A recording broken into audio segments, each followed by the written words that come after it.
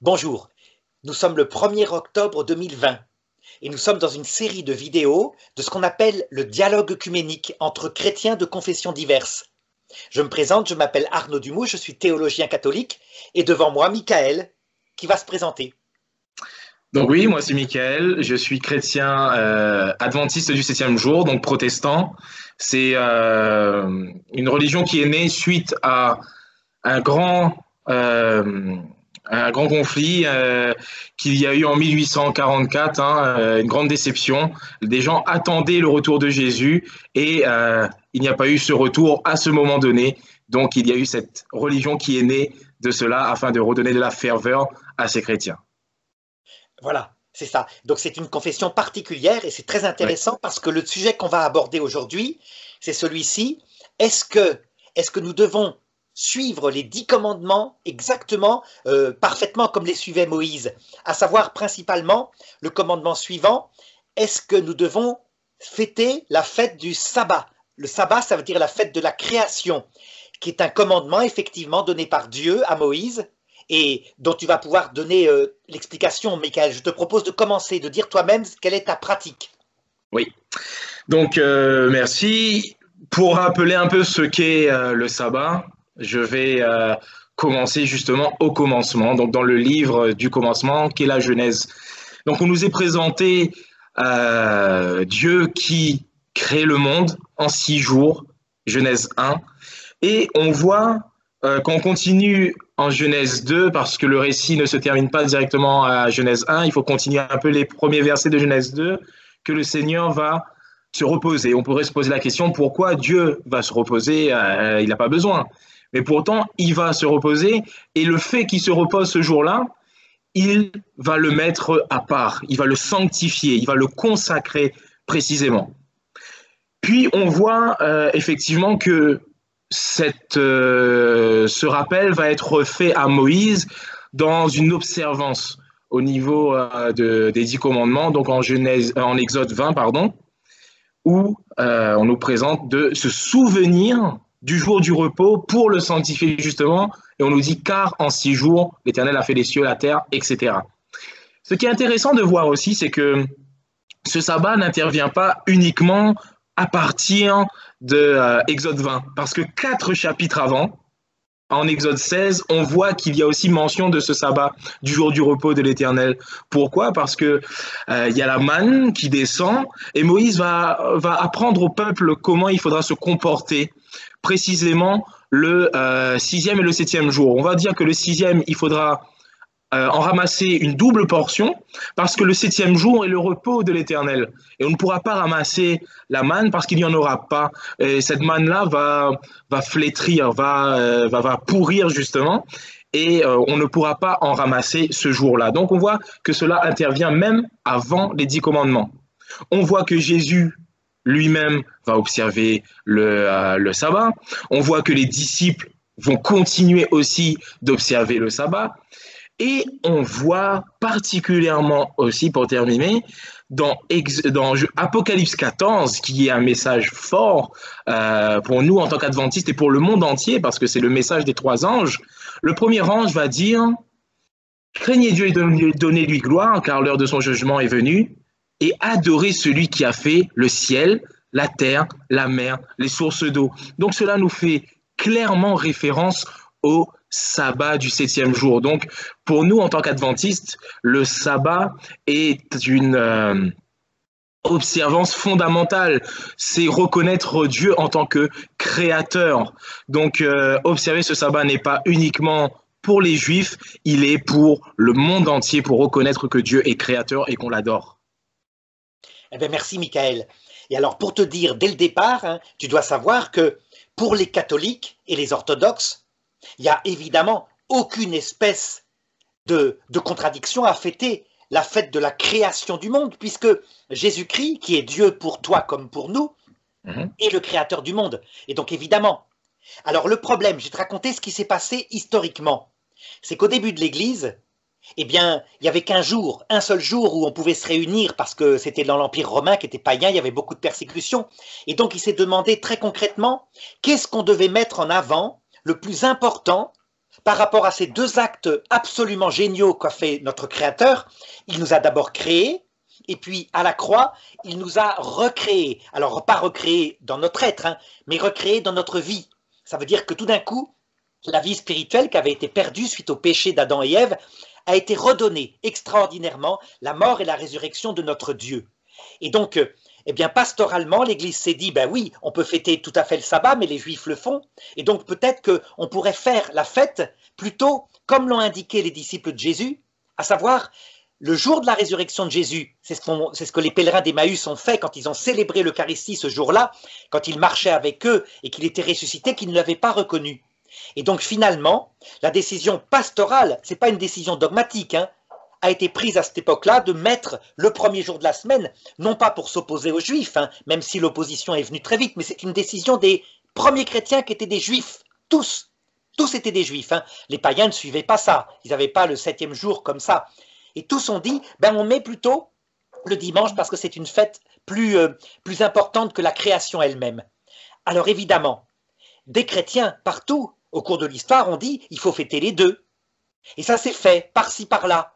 Et donc maintenant, on a des communautés catholiques, comme par exemple la communauté des Béatitudes, mais aussi l'ordre de Sion, qui fêtent les deux. C'est d'autant plus facile qu'il y a le week-end depuis quelque temps. Ça veut dire que ce n'est pas seulement le dimanche qui est jour de repos, mais le samedi, donc le sabbat, et le dimanche. Alors ceci dit, on n'en fait pas un drame parce que reste à discuter entre nous, à savoir, est-ce qu'il faut appliquer matériellement les 10 commandements, puisque les 10 commandements, eux, parlent du samedi, ou est-ce qu'on peut avoir cette souplesse-là qu'ont eu les premiers chrétiens, les premiers successeurs des apôtres, et le mettre le dimanche? Et là, c'est là qu'on va avoir un débat, si tu veux. Oui.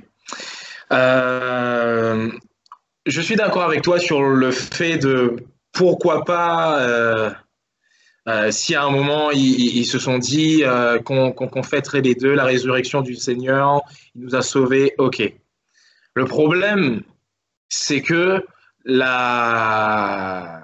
sauf si je me trompe, et tu me le diras, mais quand moi je vois la majorité des chrétiens, et quand je dis des chrétiens, je parle même des protestants, des catholiques, la majorité ne vont plus célébrer le sabbat, ne vont plus le célébrer. Or, c'est écrit, c'est la loi de Dieu, il faut célébrer le sabbat, il faut se souvenir. Pourquoi le Seigneur dit il faut se souvenir? Pourquoi il ne dit pas souviens-toi de ne pas tuer ton prochain, souviens-toi de ne pas, convoiter les affaires du prochain? Il met l'accent sur souviens-toi de te reposer ce jour-là, d'observer. Pourquoi? Parce qu'on va oublier. C'est parce qu'on va oublier cela. Et on voit dans l'histoire chrétienne que justement, on a un peu délaissé. Tu parlais justement de choisir un jour et on s'est dit qu'on va plutôt choisir ce jour-là. Le problème est là. On a dit qu'il faut se souvenir et les chrétiens, par choix, ils ont décidé de ne plus se souvenir. Que certaines communautés décident alors de fêter les deux, ok, mais le problème c'est de ne plus se souvenir et la majorité des chrétiens ne s'en souviennent plus et pensent carrément que fêter le sabbat serait être judaïsant et vont dire qu'on est sous la loi, etc. Non, on est sous la grâce aussi. En tant qu'adventiste du 7e jour, on est sous la loi, sous la grâce, pardon, on est sous la grâce du Seigneur et on se soumet au commandement du Seigneur, non pas pour être sauvés, mais parce que nous sommes sauvés et que nous observons ce qu'il dit. Et tout chrétien, tous ceux qui veulent suivre le Seigneur, se doivent de se soumettre à sa loi d'amour, hein, je précise encore une fois. Et pour ajouter aussi, ce sont à un moment les disciples, tu vas dire, et la continuité, les pères de l'Église, etc., qui vont décider de choisir ce jour-là, donc de choisir le dimanche comme célébration, jour de résurrection du Seigneur.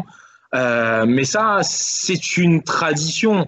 Et le Seigneur lui-même va dire que, en Marc 7, que vous annulez le commandement de Dieu par votre tradition. Donc c'est là le problème de la tradition. Si on annule le commandement de Dieu de se souvenir du jour du repos, là, la tradition est un problème.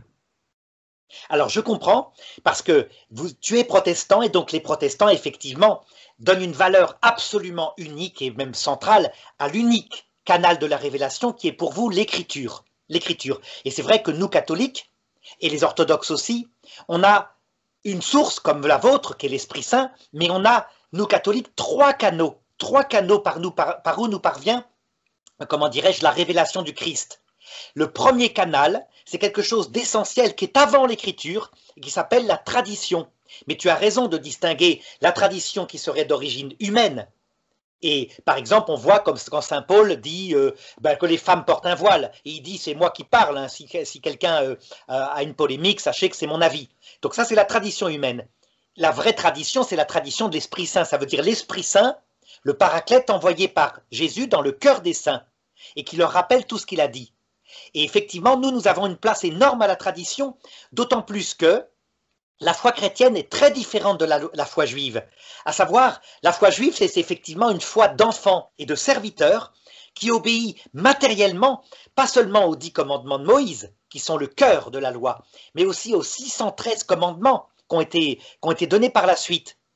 Tandis que les chrétiens sont des amis de Dieu. Ça veut dire que Jésus a vraiment dit: je vous donne le pouvoir et tout ce que vous lirez sur la terre sera lié au ciel et tout ce que vous délirez sur la terre sera délié au ciel. Ça veut dire que les apôtres, vraiment, ont le pouvoir de réfléchir comment adapter les choses.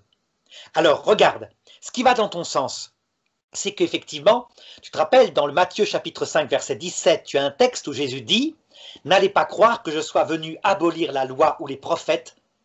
Je ne suis pas venu abolir, mais accomplir. Car je vous le dis en vérité, pas un point sur un i de la loi ne sera aboli qui ne soit réalisé. » Et donc ça va un peu dans ton sens. On pourrait dire, surtout pour les 10 commandements, qui sont, comment dire, le cœur de la loi, qui ont même été mis dans l'arche d'alliance, avec le bâton d'Aaron et de la manne.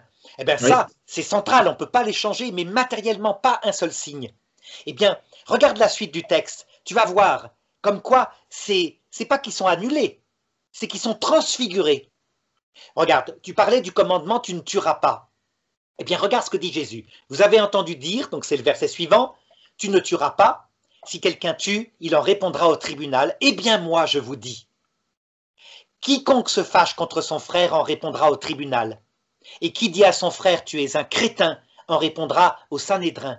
Et qui lui dit « tu es un maudit » il en répondra dans la géhenne de feu, etc.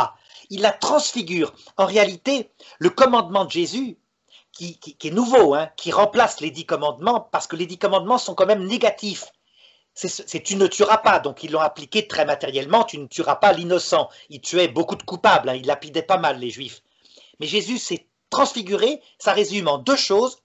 Pour remplacer les 3 premiers commandements, tu aimeras ton Dieu de tout ton cœur, de toute ton âme et de toute ta force, à la manière dont moi, Jésus, je te l'ai expliqué, ça veut dire en te révélant le cœur du Père. Et deuxièmement, pour remplacer les derniers commandements, tu aimeras ton prochain, pas seulement comme tu t'aimes toi-même, mais comme je vous ai aimé, ça veut dire jusqu'à la mort sur une croix. Et il le dit, dans ceci, dans ces 2 commandements sont présents toute la loi et tous les prophètes. Quant aux autres commandements du style ne pas manger de porc, là carrément, il les transfigure en les annulant et en les transformant en quelque chose de spirituel. Ça veut dire, par exemple, tu ne te comporteras pas comme un porc. Et donc toi, tu dis, non, il ne faut tout de même pas changer les 10 commandements qui sont manifestement éternels, même il ne faut pas les spiritualiser, il faut les appliquer matériellement. C'est bien ça, Michael, j'ai bien compris? Le problème, c'est pas une question que ce n'est pas spirituel. Et tu parlais des Juifs qui restaient comme des enfants à faire matériellement. Je suis pas exactement d'accord parce qu'on peut voir justement, il y avait certains qui avaient vraiment bien compris. Regarde l'histoire avec Samuel et Saül. Samuel enfin Saül devait attendre Samuel pour faire le sacrifice. Et Saül n'a pas attendu Samuel, il a fait le sacrifice à la place de Samuel. Et Samuel va dire à Saül, mais Dieu préfère l'obéissance au sacrifice. Pourtant, les sacrifices, c'est vraiment quelque chose de charnel, de physique. Mais Samuel va dire à Saül, Dieu préfère l'obéissance au sacrifice. Donc, Samuel avait bien compris, et pourtant il avait bien compris cette spiritualité qu'il y avait dans les commandements de Dieu, bien que cette spiritualité doit être appliquée aussi matériellement dans la vie, sinon cela ne sert à rien. Jésus ne vient pas transfigurer, on va dire, et changer les 10 commandements en des lois qui passent de négatif à positif. Il vient simplement expliquer comment il faut les comprendre réellement, mais cela pas juste à ce moment-là, mais même depuis le début, avec le peuple d'Israël, il devait le comprendre de cette manière-là, non pas que physiquement tu ne tueras pas, mais aussi tu ne dois pas faire de mal en parole à ton frère, à ton prochain, parce que les paroles peuvent tuer. C'est ce qu'il veut dire aussi, et ça, c'est ce que le peuple aurait dû comprendre aussi bien avant. Bien avant. Et Jésus vient faire comprendre cela parce que c'est la loi que lui-même va donner avant. Il ne fait que faire comprendre quand lui-même il dit il est le maître du sabbat, il vient donner toute cette force justement dans le sabbat. Il vient dire c'est moi qui ai institué, c'est moi qui me suis reposé ce jour-là, c'est moi qui ai institué la loi. Vous ne pouvez pas dire que je n'observe pas le sabbat, vu que c'est moi-même qui suis le maître du sabbat. Donc c'est moi qui régis. Qu'est-ce que c'est que le sabbat? Ce qu'est réellement le sabbat. Ce n'est pas vos lois annexes, mais c'est moi-même qui suis l'initiateur du sabbat. Donc Jésus ne vient pas comme dire maintenant, c'est bon, vous pouvez suivre la loi, mais que spirituellement, en comprendre juste le fond. Non, il est important d'en comprendre le fond pour pouvoir l'appliquer réellement, parce que si on ne comprend pas le fond, on l'applique cette fois-ci strictement et sévèrement. Or nous, on dit qu'il faut en comprendre le fond pour l'appliquer avec amour. Ça, je suis d'accord, complètement d'accord, hein, Michael. Sauf que regarde, tu dis, et avec raison, que ce que préfère Dieu, c'est le sacrifice l'obéissance du cœur à des sacrifices extérieurs. Mais c'est pas la même obéissance. À l'époque de Moïse, tu vois bien que Dieu, il terrorise son peuple. Il lui dit, si quelqu'un monte sur le mont Horeb, homme ou bête, il sera mis à mort. Quand tu as peur de Dieu, tu ne peux pas l'aimer. Et regarde comment Jésus change l'obéissance. Il dit dans Jean chapitre 15, verset 15, « Je ne vous appelle plus des serviteurs, parce que le serviteur ignore ce que fait son maître. » Et j'aurais pu ajouter, il a peur de son maître peut sévir. « Mais je vous appelle maintenant mes amis, parce que tout ce que j'ai entendu de mon Père, je vous l'ai révélé. » Tu vois, c'est une obéissance d'amour maintenant, alors qu'à l'époque, c'était une obéissance matérielle, au point que tu te rappelles peut-être cette histoire de ce prophète à qui Dieu avait dit « Tu vas voir tel roi, tu lui annonces quelque chose et tu reviens, et tu ne devras pas manger en route. Tu reviens directement dans ton pays sans rien manger. » Et alors, un autre prophète du roi le croise et lui dit « Mais si, j'ai reçu un ordre de Dieu, tu peux manger maintenant. » Et il se mit à manger, il repartit sa route, et sur la route, un lion le tua. Ça veut dire que Dieu, là, il demande une obéissance stricte sans que l'enfant comprenne, ou le serviteur comprenne. Tandis que maintenant, c'est une loi de liberté, c'est-à-dire une loi d'intelligence. Donc, je répondrai, moi, tu as tout à fait raison de dire qu'il faut fêter la fête de la création. D'ailleurs, les catholiques, ils ont la fête Dieu pour ça. Fête de Dieu, ça veut dire fête de Jésus comme créateur, qui est d'ailleurs célébrée dans l'Eucharistie. Est-ce qu'il faudrait la fêter tous les samedis? Je te l'ai dit, certains ordres monastiques le font. Mais on le fait avec souplesse, et peut-être qu'un jour, l'Église catholique, dans sa pastorale, dira, on fait les deux. On fête le samedi la création, et le dimanche la recréation, il n'y a pas d'opposition. Mais tu vois, avec souplesse, en fonction d'adaptation. Tandis que toi, par exemple, est-ce que tu fêtes le dimanche? Est-ce que le dimanche, tu fêtes la résurrection de Jésus dans ta confession protestante, Michael? Non, ce n'est pas un commandement du Seigneur. Eh bien, tu vois, là, on voit que tu pourrais, parce que ce qu'il a fait en ressuscitant, évidemment, pour toi qui es protestant, c'est fantastique. Oui. Donc, tu pourrais, il n'y a pas d'opposition, même si ce n'est pas écrit matériellement, effectivement, dans la Bible, il n'y a pas de texte qui dit qu'il faut fêter le dimanche par écrit. On voit bien que c'est une tradition évidente. Évidente. Pourquoi pas dire qu'on le pourrait? Ça, pourquoi pas? Mais concernant le sabbat, ce n'est pas du pourquoi pas. Pour le sabbat, ce n'est pas du faisons-le peut-être, allez, ça serait intéressant de le faire. Il faut se souvenir. Et j'aimerais revenir sur le fait que tu disais que Dieu était plus dur dans l'Ancien Testament et après il y a une certaine souplesse. Attention, quand on va dans le livre de l'Apocalypse, le chapitre 12 au verset 17, la deuxième partie, on nous dit donc que le dragon s'en alla faire la guerre au reste de sa descendance, donc de la descendance de la femme qui avait eu cet enfant, qui est le Christ qui a été élevé. Et donc le reste de sa descendance, qui sont justement les chrétiens, les apôtres, etc. Et on nous dit, à ceux qui respectent, qui gardent les commandements de Dieu et qui gardent le témoignage de Jésus. Donc qui gardent les commandements de Dieu et le témoignage de Jésus. Et pour revenir à Apocalypse 14, tu parlais des sanctions qu'il y avait si un prophète, par exemple, qui déshonorait la loi, ou quelqu'un, ou un bœuf, ou quelqu'un du peuple, en tout cas, qui déshonorait la loi du Seigneur, il y avait sentence. Attention. Dans les trois messages. Donc le premier message, on a vu, adore Dieu, donne-lui gloire, celui qui a fait le ciel, la terre, la mer, etc. Donc pour nous, en tant qu'adventistes, on voit clairement le sabbat ici. Deuxième ange, il nous dit, elle est tombée, Babylone la grande, elle qui a fait boire à toutes les nations le vin de la fureur de sa prostitution. Et un troisième qui vient et qui dit, si quelqu'un adore la bête et son image, et s'il reçoit la marque sur son front et sur sa main, attention, qu'est-ce qui lui est réservé? Il boira lui aussi du vin de la fureur de Dieu, versé sans mélange dans la coupe de sa colère, et il sera tourmenté dans le feu et le soufre devant les anges, devant les saints anges et devant l'agneau. Donc, ici, on voit clairement qu'il y a une sentence. Il ne faut pas faire croire qu'il y a une souplesse de Dieu et le châtiment de Dieu n'est plus réservé. Le châtiment de Dieu pour ceux qui ne se soumettent pas à craindre Dieu, à le donner gloire en tant que créateur ici, donner gloire à celui qui a fait le ciel, la terre, la mer, etc. Ben, il y a quoi? Il y a la coupe de la colère de Dieu versée sans mélange. Donc, il n'y a pas de souplesse ici. Versée sans mélange, c'est vraiment cette coupe, elle est pure de colère, mais de colère sainte, bien sûr, parce que Dieu, il est pur, il est saint, il est vérité, mais d'une colère sainte et qui est réservée à ceux qui n'auront pas, et donc à ceux qui ne gardent pas les commandements de Dieu et le témoignage de Jésus.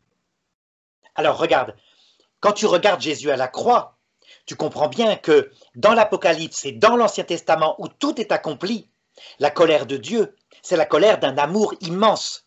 Donc, il ne faut pas imaginer Dieu comme un schizophrène, c'est-à-dire qui aimerait, qui mourrait pour des gens qui lui crachent dessus à la croix et qui, parallèlement, après, parce qu'ils n'ont pas obéi à tous les commandements, les ferait griller en enfer matériellement, comme le dit le texte.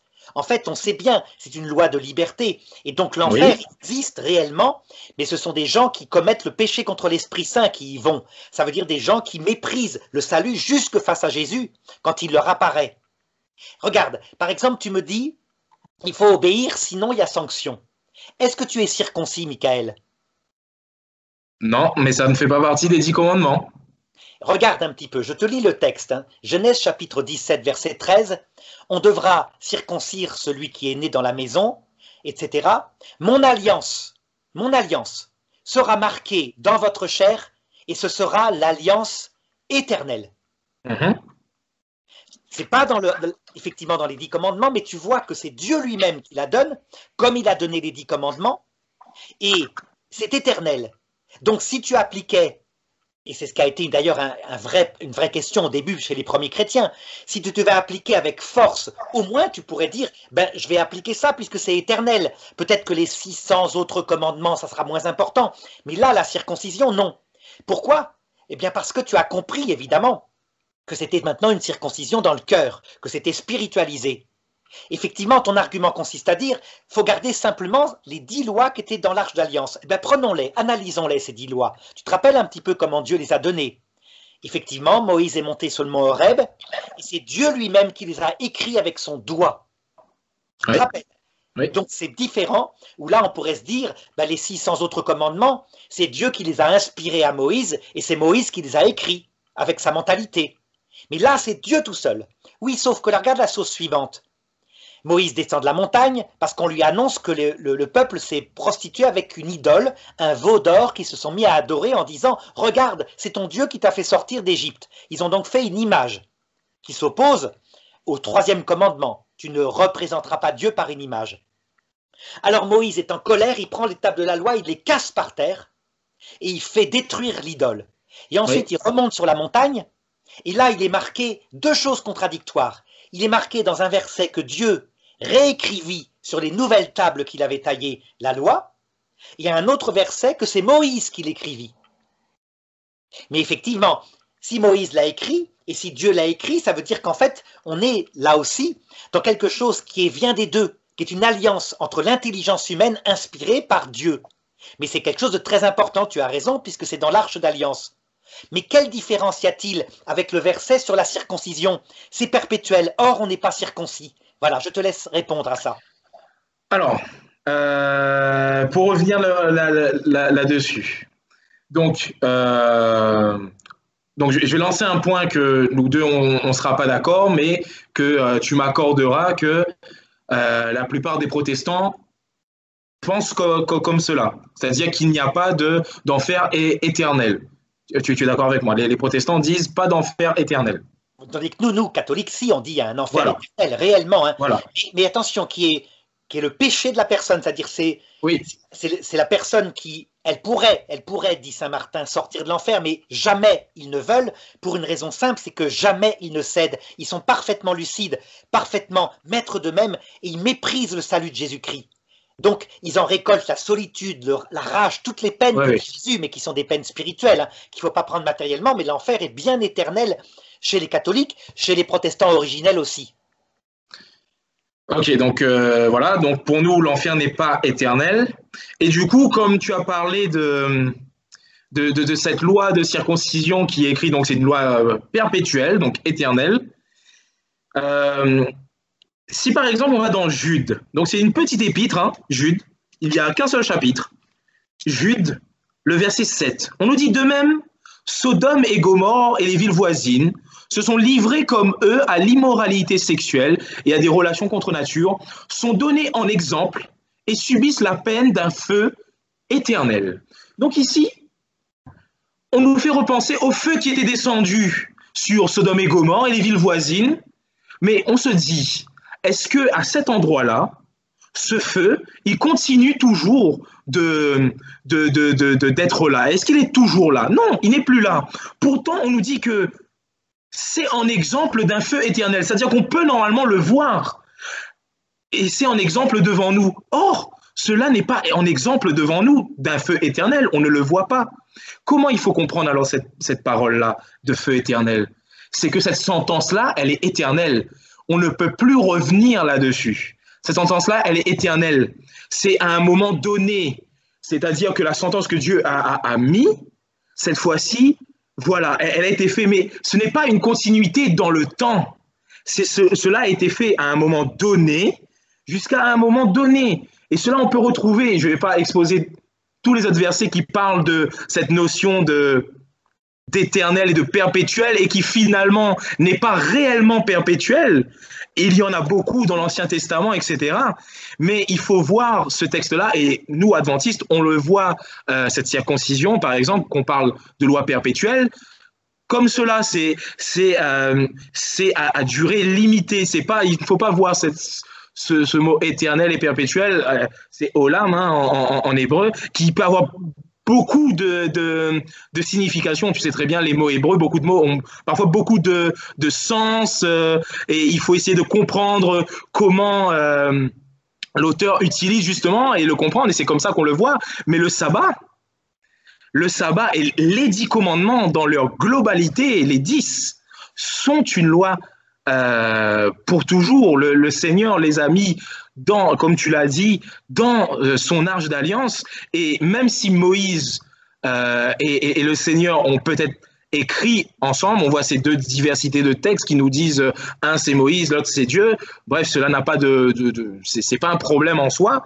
mais c'est Dieu qui a écrit premièrement les 10 commandements. Moïse, s'il l'a écrit, il l'a écrit identique. Le Seigneur a dit identiquement, reproduit à l'identique les premières, à l'identique. Donc ce n'est pas Moïse qui a mis sa personnalité dans les 10 commandements, il les a reproduits à l'identique, comme le Seigneur lui-même avait fait et les avait écrites. Il les a mises dans l'Arche de l'Alliance et juste à côté, en Deutéronome 31, il a mis les autres lois juste à côté de l'Arche de l'Alliance, mais pas à l'intérieur. Et ça, on voit encore, c'est une démarcation, mais flagrante, très très flagrante, que la loi, elle est dissociée entre la loi de Dieu, qui dure éternellement, et la loi de Moïse, qui a été donnée pour préfigurer ce que Jésus allait faire, et donner aussi à un moment pour le peuple d'Israël, pour régir certaines lois en fonction des peuples environnants, etc. Et voilà quoi. Alors tu vois, c'est ça qui est intéressant dans ce que tu as dit, c'est que quand tu as dit, il y a parfois des mots dans la Bible, le mot éternel signifie pour un temps, et le mot éternel qui signifie pour toujours. Qu'est-ce que ça prouve ça? Eh bien en fait, que tu as comme moi une tradition. Ça veut dire une interprétation venant de ton Église, que tu as fait tienne, et qui te permet de décider quand un mot a un sens allégorique et quand il a un sens réel. Ça veut dire quoi? Mais que je pense qu'on ne peut pas se servir de l'écriture seule. L'écriture seule, c'est un texte mort. Il faut qu'il y ait une tradition que tu crois portée par l'Esprit Saint, et je respecte parce que je suis tout à fait d'accord avec toi, que parfois le mot perpétuel veut dire pour un temps et parfois pour toujours. En fait, le problème, pourquoi en tant que protestant, et là je vais juste parler pour ma part, je ne vais pas parler pour tous les protestants, bien sûr, mais pourquoi on dit écriture seule? Parce que le problème, c'est que, encore une fois, si la tradition, elle vient, contrecarrer, entre guillemets, ou abolir, comme Jésus a dit, le commandement de Dieu, ben, ce n'est plus une bonne tradition, ce n'est pas quelque chose qui est porté par l'Esprit Saint. Si le problème, elle vient... C'est que tu ne peux pas savoir quand est-ce que tu contredis ou pas. Tu ne peux que le décider avec ta conviction. Puisque moi, tu vois, j'ai une conviction différente que je vais d'ailleurs te démontrer, enfin essayer, parce qu'on va se respecter. Mais en fait, en réalité, je dirais même l'écriture et la tradition toute seule, parce que la tradition, tu as tout à fait raison de dire qu'il y a une tradition humaine et une tradition divine, ça ne suffit pas non plus. Il faudrait un troisième pilier pour savoir. Et ce troisième pilier, tu sais ce que c'est? Chez nous, oui, je t'entends venir, oui. C'est le charisme d'infaillibilité qui est donné à Pierre.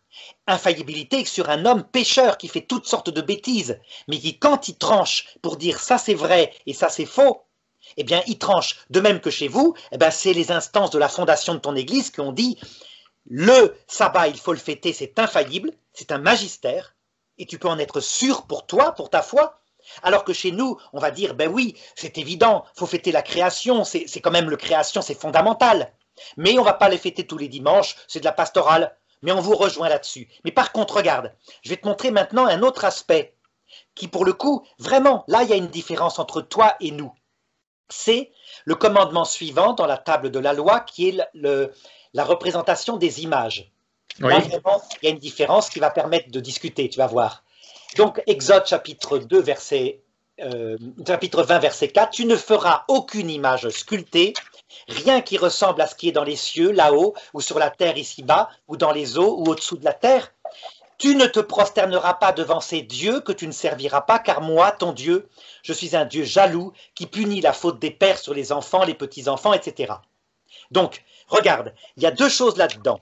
Premièrement, l'interdiction de l'idolâtrie, et ça, c'est perpétuel. Pour nous, hein, vraiment, on ne peut pas faire d'une image ou d'une bestiole, du soleil, un Dieu. C'est pas vrai. Même d'un ange, même d'un saint du ciel. C'est pas vrai. Ce sont des êtres humains, ce sont des créatures ou ce sont des anges. Très bien.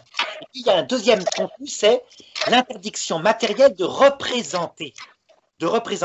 Or, je vais te montrer un petit peu comment l'intelligence catholique et orthodoxe, donc ce qu'on appelle les églises apostoliques, c'est-à-dire qui ont été fondées par les apôtres, à la différence de ton église qui est fondée à partir du XVIe siècle, avec Martin Luther, et puis ensuite en 1840, comme tu le dis, à partir d'une autre réforme.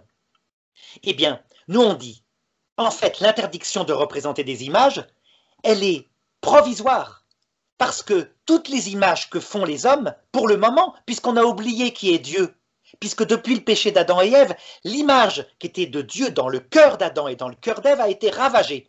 L'homme est devenu une espèce de bête musclée, pouvoir, la femme une espèce de concupiscence vers la tendresse, etc. Bref, l'image est détruite, et donc il ne faut surtout pas représenter. Si on représente Dieu, par exemple, comme un veau, un splendide veau d'or, en fait, on y met sa projection de son esprit humain, donc ce n'est pas Dieu, c'est une idole. Mais ensuite, quand Jésus, c'est-à-dire quand Dieu, le Verbe éternel, se fait homme, qu'il assume une humanité complète, eh bien son humanité n'est qu'une image de ce qu'est le Père. Et quand Philippe lui demande « Mais montre-nous le Père, ça nous suffit », Jésus lui répond « Mais qui m'a vu dans mon humanité, hein, évidemment, puisque c'est ça qu'on voit. Qui m'a vu a vu le Père. Ça veut dire « Regarde, tu me connais depuis si longtemps, tu as vu mon comportement, tu as vu comment j'agissais. Est-ce que tu ne crois pas que le Père est en moi et moi dans le Père ?» Ça veut dire quoi? Que la loi de Jésus, qui est Dieu venu sur terre, a rétabli l'image de Dieu, non seulement en lui, et donc quand on le voit, on voit Dieu, mais en nous, du moins en ceux qui obéissent à Jésus. Ce qui fait que, regarde l'Apocalypse, c'est incroyable. Tu as un texte qui dit, pour représenter Dieu, il y avait 4 vivants. 4 vivants. Et regarde, il y en a un qui est le veau. Donc je vis ces 4 vivants, il y en avait un qui était l'aigle. Alors je te signale, Michael, que l'aigle, c'est un symbole idolatrique, c'est le symbole de tous les empires, c'est la puissance de la bestiole qui fonce sur les autres peuples et qui les conquiert. Ben Jésus, il en fait un symbole de lui, image de Dieu. Pourquoi? Mais l'aigle a un autre sens, ça signifie l'oiseau qui voit de loin, qui contemple ce qui est invisible. Deuxièmement, deuxième animal, c'est le veau, donc le jeune taureau. Et pourquoi? Ce n'est pas du tout le veau d'or de Moïse, hein, c'est autre chose. C'est l'animal qui est offert en sacrifice, un sacrifice extraordinaire pour Dieu. Et Jésus s'offre effectivement comme un veau en sacrifice à Dieu sur la croix. Troisième image, un visage d'homme, parce que Dieu s'est fait homme, et donc en voyant le visage de Jésus, on voit qui est Dieu par son comportement, etc.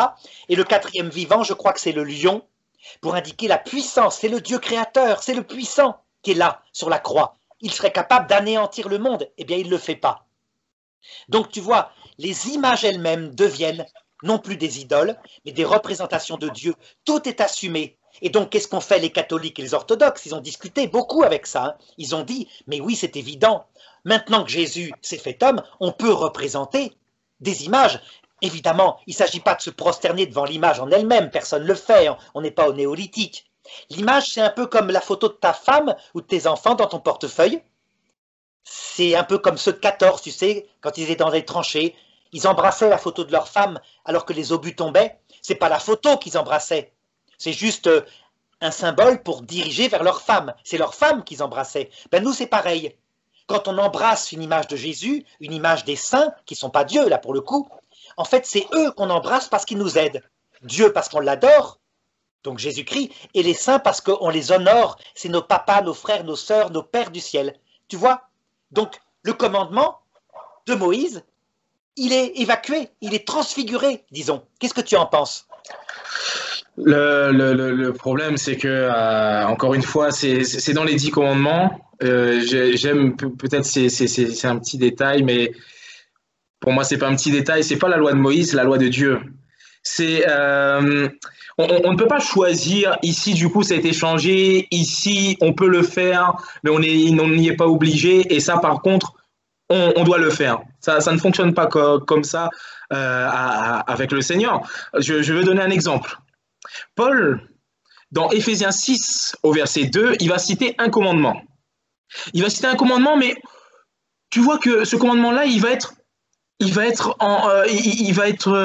la parole va être un peu changée. Elle va être un peu changée pour mettre dans le contexte pour les chrétiens. Mais ce n'est pas le commandement qui va être changé, c'est la promesse qui est derrière.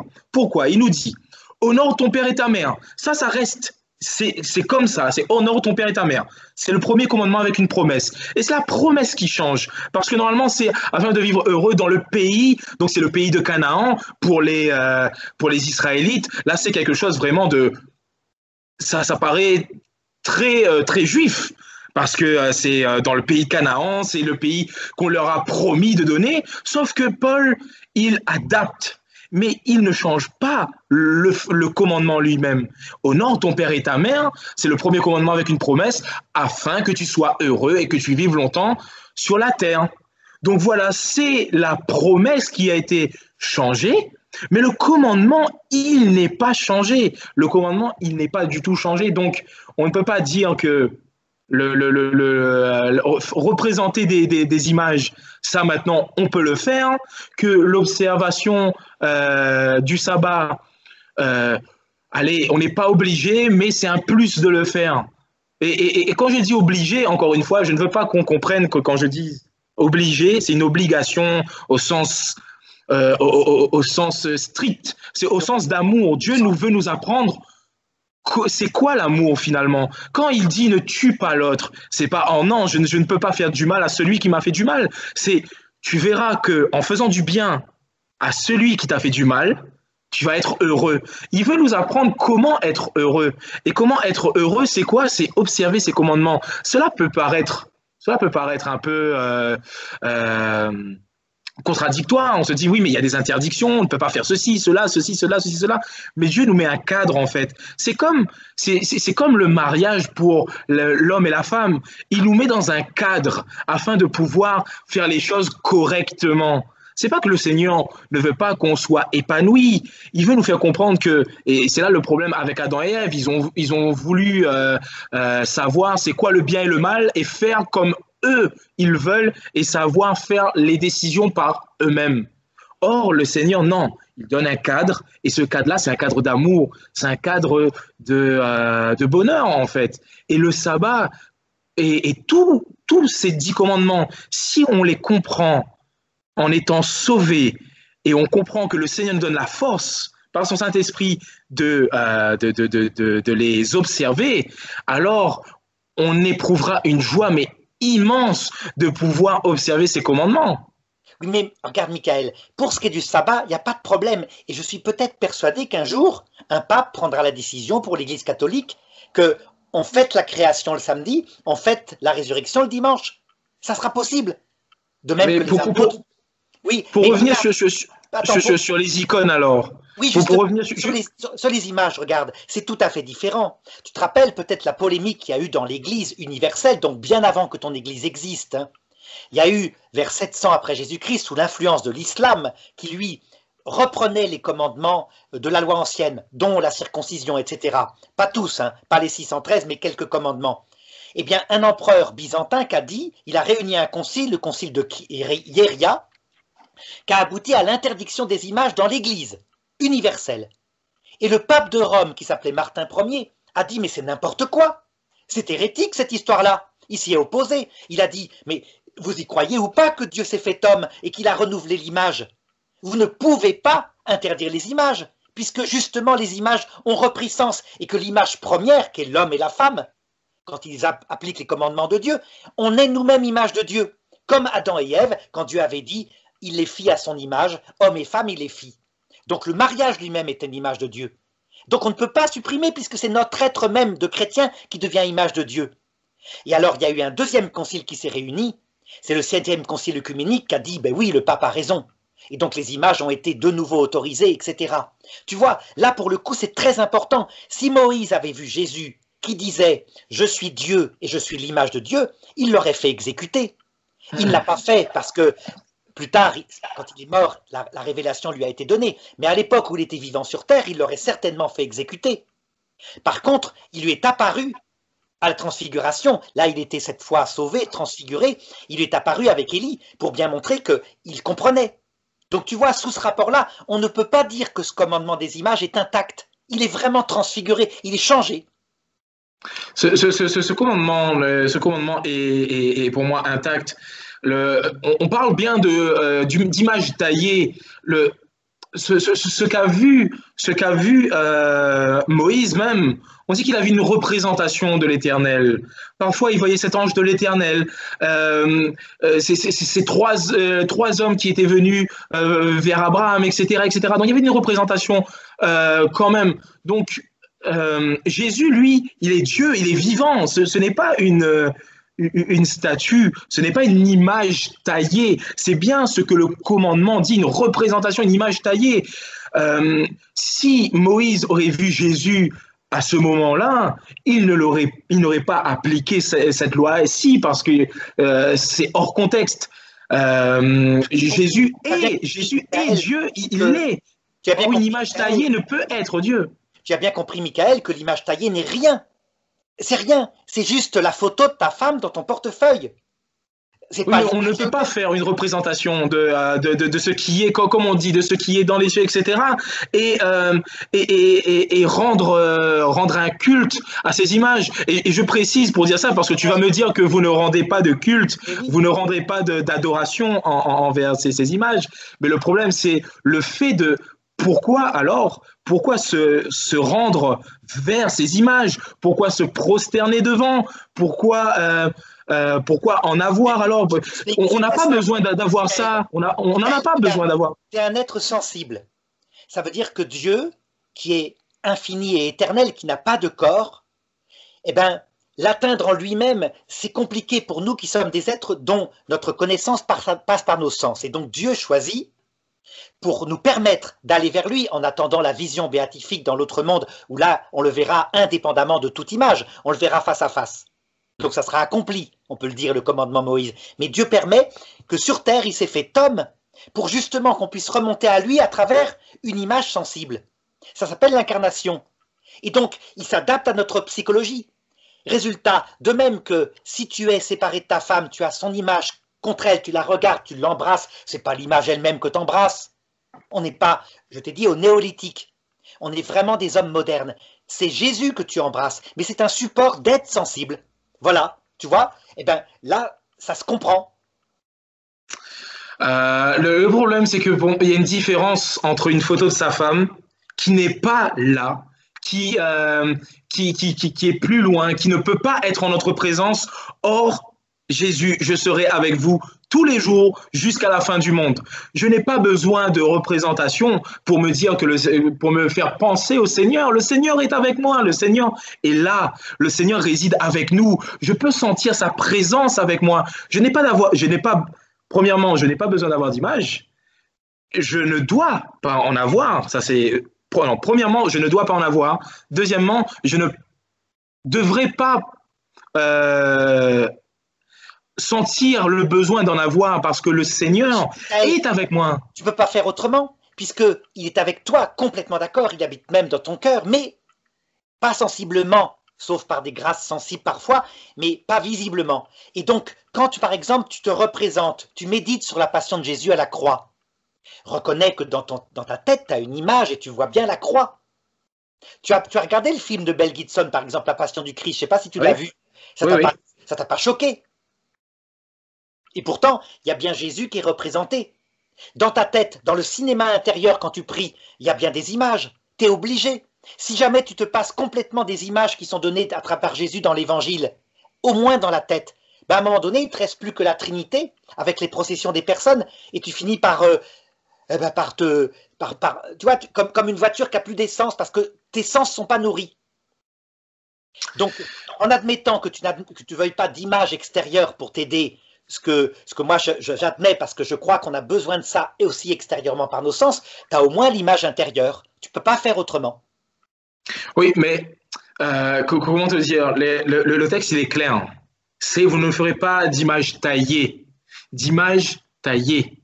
C'est vraiment là-dessus que je veux porter. Ce n'est pas une question de se faire, parce que de toute façon, on peut imaginer effectivement que comme Jésus il a été homme, on a l'image d'un homme dans sa tête. Ce n'est pas une image taillée, hein, mais on a l'image d'un homme dans sa tête qui n'est pas taillée.